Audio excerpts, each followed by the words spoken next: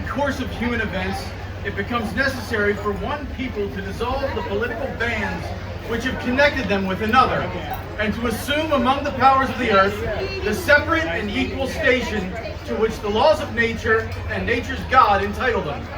A decent respect to the opinions of mankind requires that they should declare the causes which impel them to the separation. We hold these truths to be self-evident, that all men are created equal, that they are endowed by their Creator with certain unalienable rights, that among these are life, liberty, and the pursuit of happiness. That to secure these rights, governments are instituted among men, deriving their powers, just powers, from the consent of the governed, that whenever any form of government becomes destructive of these ends, it is the right of the people to alter or to abolish it, and to institute new government, laying its foundation on such principles and organizing its powers in such form as to them shall seem most likely to affect their safety and happiness. Prudence, indeed, will dictate that governments long established should not be changed for light and transient causes, and accordingly, all experience hath shown that mankind are more disposed to suffer while evils are sufferable than to right themselves by abolishing the forms to which they are accustomed.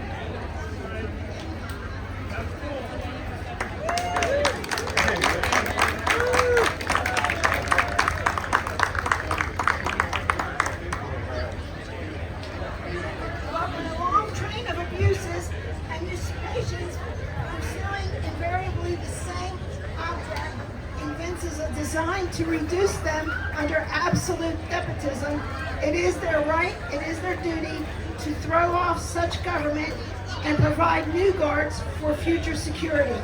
Such has been the patient suffrage of these colonies, and such is now the necessity which constrains them to alter their former systems of government. The history of the present King of Great Britain is a history of repeated injuries and usurpations, all having in direct object of the establishment of the absolute tyranny over these states. To prove this, let the facts be summoned to a candid world. He has refused his assent to laws the most wholesome and necessary for the public good. He has forbidden the governors to pass laws of immediate and pressing importance, unless suspended in their operation until his assent should be obtained. And when suspended, he has utterly neglected to attend them. He has refused to pass other laws for the accommodation of the large districts of the people, unless those people would relinquish the right of representation in the legislature, a right to inseminate of them and formidable to tyrants only. He has called together the legislative bodies as places of unusual, uncomfortable, and distant from the depository of their public records, for the sole purpose of fatiguing them into compliance with his measures. He has dissolved representative houses repeatedly for opposing with manly firmness his invasions on the rights of the people. He has refused for a long time, after such dissolutions, to cause others to be elected, whereby legislative powers incapable of annihilation have returned to the people at large for their exercise. The state remaining in the meantime exposed to all dangers of invasion from without and convulsions within.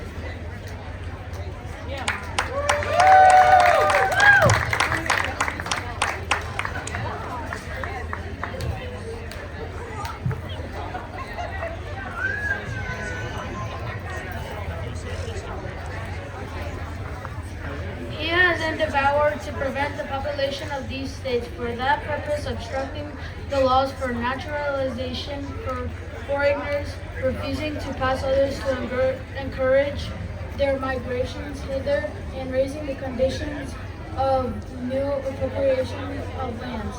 He has obstructed the administration of justice by refusing his assent to laws for establishing judiciary powers. He has made judges depend on his will alone for the tenure of their offices and the amount and payment of their salaries. He has erected a multitude of new offices and sent hither swarms of officers to harass our people and eat out their substance.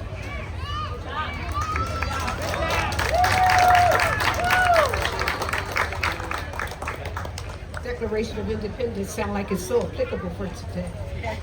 He has kept among us in times of peace standing armies without consent of our legislators. He has effected to render the military independent of superior to the civil power. He has combined with others to subject us to a jurisdiction foreign to our Constitution and unacknowledgeable by our laws.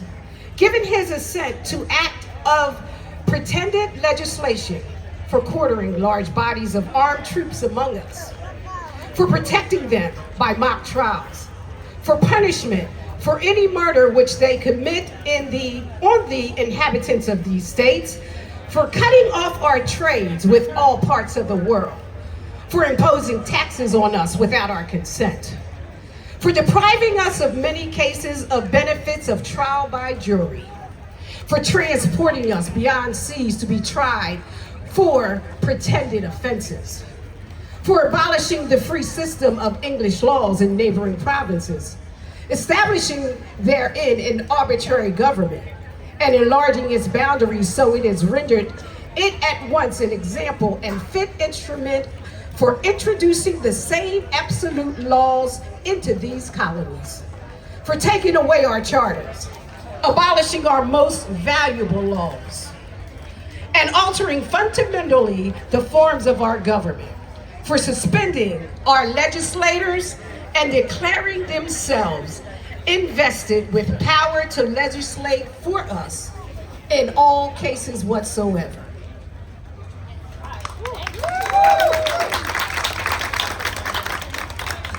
He has abdicated government here by declaring us out of his protection and waging war against us.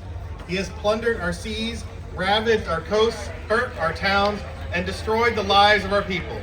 He is at this time transporting large armies of foreign mercenaries to complete the works of death, desolation, and tyranny, already begun with circumstances of cruelty and perfidy scarcely paralleled in the most barbarous ages, and totally unworthy the head of a civilized nation.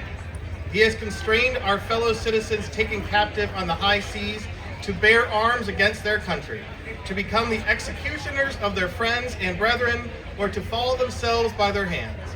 He has excited domestic insurrections amongst us, and has endeavored to bring on the inhabitants of our frontiers, the merciless Indian savages, whose known rule of warfare is an undistinguished destruction of all ages, sexes, and conditions.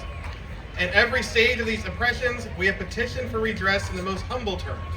Our repeated petitions have been answered only by repeated injury. A prince whose character is thus marked by every act which may define a tyrant is unfit to be the ruler of a free people.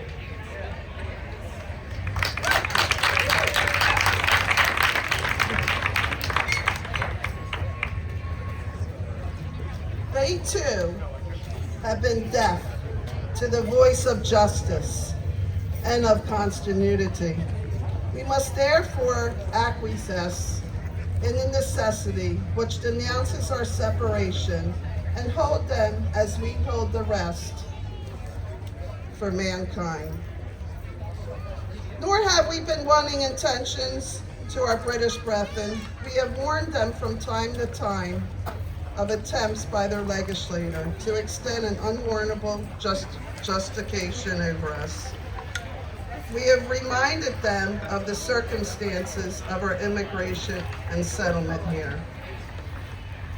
We have appealed to their native justice and magnanimity, and we have conjured them by the ties of our common kindred to disavow these usurpations, which would inevitably interrupt our connections and correspondence.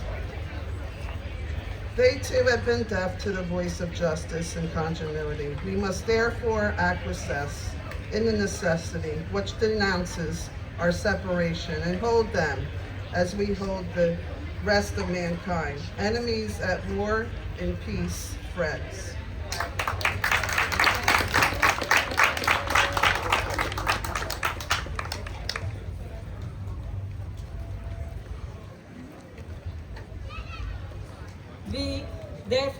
the representatives of the United States of America in General Congress assembled, appealing to the Supreme Judge of the world for the rectitude of our intentions, do in the name and by the authority of the good people of these colonies solemnly publish and declare that these united colonies are and of right ought to be free and independent states, that they are absolved from all allegiance to the British Crown, and that all political connection between them and the state of Great Britain is and ought to be totally dissolved, and that as free and independent states they have full power to levy war, conclude peace, contract alliances, establish commerce, and to do all other acts and things which independent states may